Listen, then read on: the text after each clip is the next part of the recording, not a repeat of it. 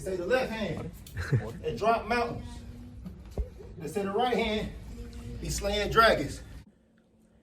The Untouchable True School Sports Empire proudly presents something the boxing games is missing. Hey, what's going on? It's your boy BT, and I came here to talk some boxing with the thousands of True School Sports subscribers. All right, so I have to come out here and speak about this because I think that this represents everything wrong with our glorious sport of boxing, and it makes it look very unglorious. It makes it look very unprofessional, very unserious. And that is this potential matchup between Ryan Garcia and Mario Barrios. These two fighters are closing in on a deal to fight for the WBC welterweight title, and I don't like that at all. And I'm gonna tell you guys why this whole thing, why there's so many things wrong with this whole situation. So please bear with me because I'm gonna break it down piece by piece, brick by brick, layer by layer. Now, Ryan Garcia just lost a fight to Rolly Romero, so he's coming off of a loss. I don't like fighters getting world title shots coming off losses. Are there exceptions to this? Yes, sometimes there are. But most, like 99.9% of the time, I hate fighters coming off of a loss and getting a world title shot. So I don't like it. That's number one. Number two, he was supposed to fight Rolly Romero in a rematch, which, you know, I'm not really the most... I didn't want to see the rematch, but they were negotiating the rematch, and he backed out of it. Ryan Garcia backed out of the rematch. So he ducked Rolly Romero. So that's strike two. The third strike is the fact that about a year ago, when Ryan Garcia was on Twitter and he was talking crazy about, you know, black people and Muslims and shit like that, the WBC actually banned him. Like, they banned him from even being in their rankings. He couldn't even go the WBC route if he wanted to because of those comments. Now, I'm all for grace. I'm all for second chances. I'm all about redemption in life. However, it's one thing to unban him. They lifted the ban. But to lift the ban to give him a world title shot coming off of a loss? No, that's not right, you know? And then, you know, if you want to throw some more things in there, I got two more things for you guys. So you got Mario Barrios also, who, I'm sorry, like, respect to anybody who wins a world title, but there's no debate.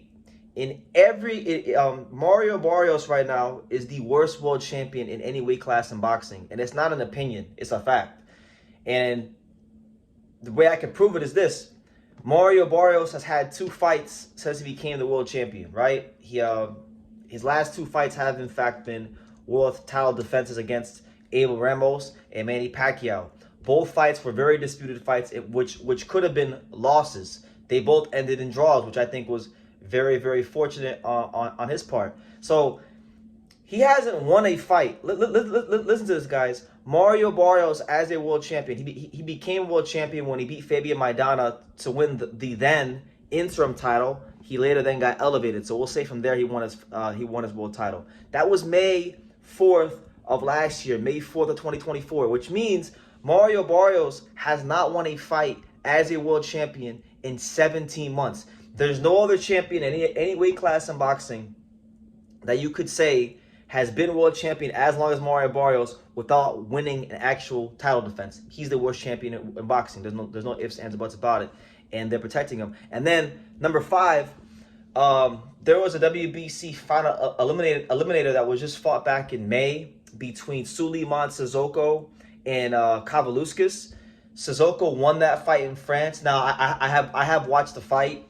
Sissoko got knocked out the ring by an uppercut from Kavaluskas. That was called as a knockdown. There was another knockdown in that fight that I believe wasn't called. So a lot of people thought that Sissoko was fortunate to get a decision and was the beneficiary of home cooking. But nonetheless, one thing I'm very consistent about is fighters getting their shot as mandatory challengers. I've always been very, very consistent with that. Whether I like a fighter or don't like a fighter, if you get into a mandatory position, I believe that a fighter should get his mandatory shot. So the WBC lifting their ban of Ryan Garcia and handing him a world title shot while they have a full-fledged mandatory in Sissoko, while Ryan Garcia just lost the fight to Rolly, and while Mario Barrios hasn't won a fight as champion in 17 months, is everything wrong with boxing. Yes, guys. Now, why are they trying to make this fight happen for Ryan Garcia? The reason this fight is happening, ladies and gentlemen, is because let's call a spade a spade. When it comes, and this is why I tell fighters all the time. I'm telling fighters all the time. Look, man, you gotta market yourself. You gotta put yourself in positions of power to where you can dictate things, and you can actually be out here and be the beneficiary of some favoritism. Because when you got 12 million Instagram followers and you're actually known outside of boxing, and you can sell tickets and you can do all those kind of things, you're gonna get some leeway here and there, right? So that's the case with Ryan Garcia. He's getting some leeway, and that's why Sissoko's getting passed over. That's why he's jumping the front of the line, because the business and industry of boxing would benefit if Ryan Garcia were to be a world champion, because then you could potentially have him fight the Devin Haney, Brian Norman Jr. winner.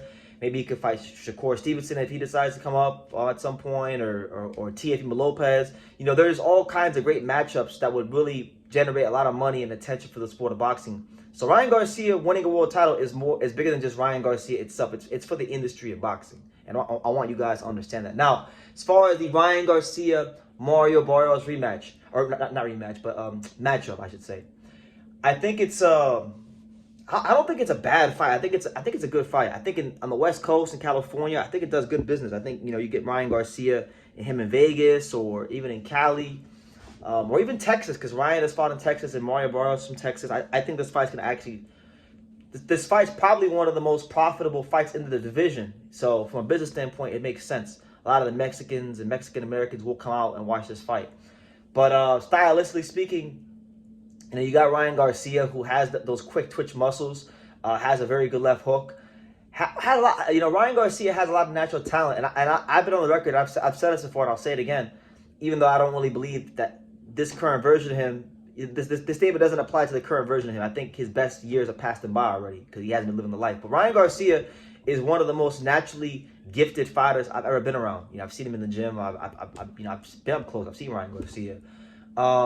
I don't think, I think even now in a compromised state where he's not quite as good as he was athletically a couple years ago, I still think he could beat a guy like Mario Barrios. Mario Barrios, guys, is an overachiever. He's an overachiever. He really isn't supposed to have gotten this far in his career. He's gotten here because he's got a great team behind him, and you got to give him credit.